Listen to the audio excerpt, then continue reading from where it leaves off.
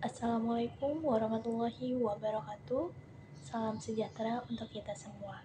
Halo semuanya, perkenalkan nama saya Kaila Amatul Azhar, salah satu mahasiswi dari Universitas Falatehat dengan program studi sarjana dan pendidikan profesi kebidanan. Di sini saya akan menjelaskan sedikit mengenai perkembangan janin dan juga plasenta. Nah, bagaimana sih? Mari kita simak videonya ya. Di minggu pertama, setelah terjadinya pembuahan, yaitu proses di mana pertemuan sel telur dan juga sperma, maka akan terbentuk jaringan yang terdiri dari 100 sel yang nanti akan menjadi cikal bakal janin. Setelah membelah dan memperbanyak sel atau embrio, akan menempel pada dinding rahim, yaitu tempat tumbuh kembang selama kehamilan terjadi. Memasuki minggu kedua, sel yang dimiliki embrio sebanyak kurang lebih 150 sel, membentuk lapisan-lapisan yang nantinya akan menjadi berbagai organ, serta bagi tubuh bayi seperti otot, tulang, jantung, sistem pencernaan, sistem reproduksi, dan juga saraf. Di minggu ketiga, embrio berhasil menempel dengan sempurna pada rahim. Pada masa ini, embrio masih melakukan pembelahan serta memperbanyak sel. Karena itu, belum berbentuk seperti bayi. Lapisan luar dari embrio akan membentuk plasenta atau ari-ari. Ukuran embrio pada minggu ketiga masih sangat kecil, yaitu kira-kira sebesar 1,5 mm. Di minggu keempat, jantung telah terbentuk dan telah berfungsi, serta pembuluh darah sudah memiliki alirannya masing-masing. Selain itu, sudah mulai terbentuk tangan dan juga kaki. Pada minggu keempat ini, ukuran embrionya akan membesar daripada minggu-minggu sebelumnya. Di minggu kelima, tangan telah terbentuk, akan tetapi tidak memiliki jari-jari. Struktur dasar otak dan juga syaraf pun sudah terbentuk, sementara mata, telinga, dan mulut akan dibentuk. Memasuki minggu ke-6, ukuran embrio kira-kira sudah sebesar kacang polong. Kaki sudah mulai tumbuh walaupun jari-jari kaki belum terbentuk. Sistem pencernaan baru akan terbentuk, sementara bibir dan langit-langit sudah terbentuk. Kepala dari embrio sudah mulai terlihat, namun ukurannya masih sangat kecil. Ukuran embrio pada minggu ke-7 yaitu 19 mm. Pada tahap ini, paru-paru akan mulai terbentuk. Jari-jari sudah mulai terlihat dan otot serta sistem saraf sudah mulai berfungsi dengan baik. Oleh karena itu, pada masa ini, embrio sudah bisa menunjukkan refleksinya pada ibu. Di minggu ke-8, embrio sudah bisa disebut dengan janin karena sudah memiliki bentuk serta wajah seperti manusia. Kelopak mata serta hidung sudah mulai terbentuk. Pada minggu ini, plasenta berkembang dengan janin dikelilingi air ketuban yang terbentuk dari pembuluh-pembuluh darah. Di minggu 9, wajah pada janin semakin jelas terbentuk. Mata lebih besar dan memiliki warna sesuai dengan pigmen masing-masing yang dimiliki oleh janin. Janin sudah mampu membuka mulutnya, serta pita suara dari kelenjar air liur mulai terbentuk. Janin yang berusia 9 minggu kira-kira berukuran sebesar jeruk limau atau 5,5 cm. Janin yang berusia 10 minggu masih memiliki kepala yang besar dibandingkan ukuran tubuhnya. Jantung sudah mulai bekerja secara sempurna dengan detak 180 kali per menit. Sel tulang pertama kali terbentuk menggantikan tulang rawan yang sebelumnya sudah terbentuk. Pada minggu ke-11, tulang wajah mulai terbentuk, kelopak mata masih tertutup dan tidak akan terbuka hingga beberapa minggu ke depan. Kuku juga sudah mulai terbentuk. pada minggu ini ternyata janin telah mengeluarkan urin yang dikeluarkan di dalam air ketubannya. Pada minggu ke-12, akan terjadi perkembangan dan pematangan dari berbagai organ yang telah dibentuk sebelumnya.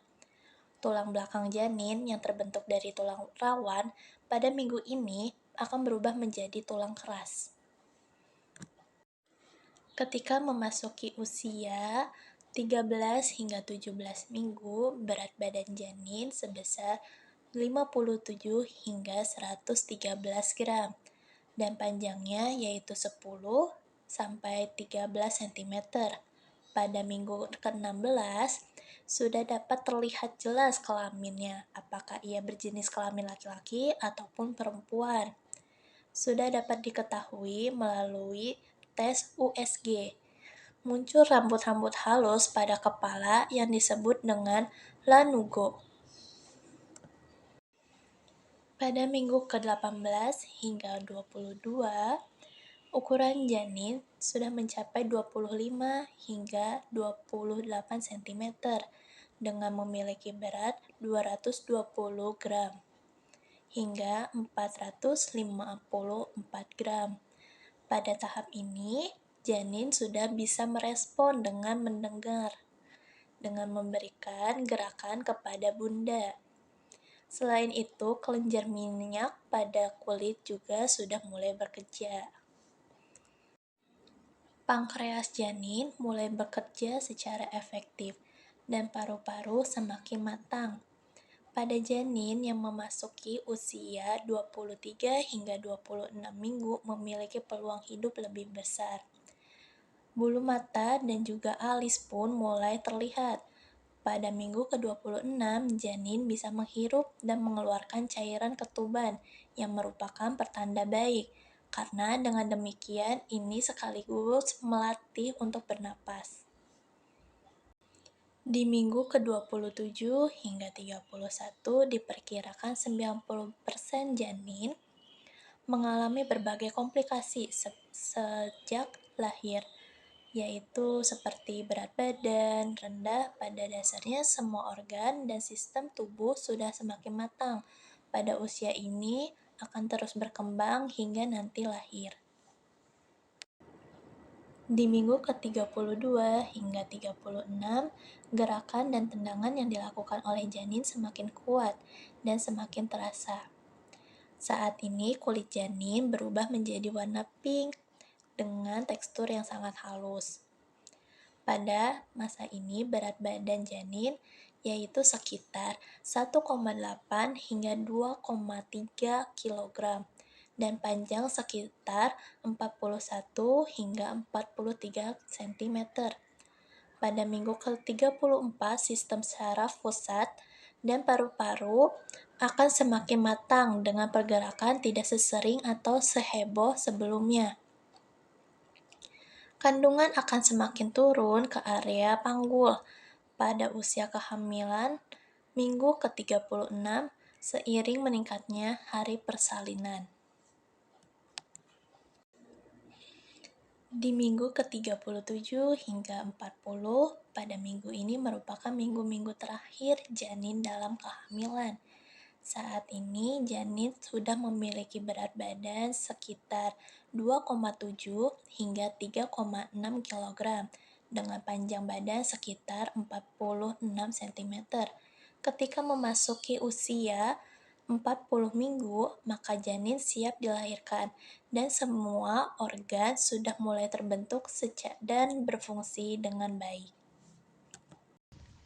Plasenta adalah organ yang memfasilitasi pertukaran nutrien dan gas antara kompartemen ibu dan janin. Sewaktu janin memulai minggu ke-9 perkembangannya, permintaan atas nutrisi dan faktor lainnya bertambah, yang menyebabkan perubahan besar pada plasenta. Yang paling menonjol di antara semuanya adalah bertambahnya area permukaan antara komponen ibu dan juga janin untuk mempermudah pertukaran.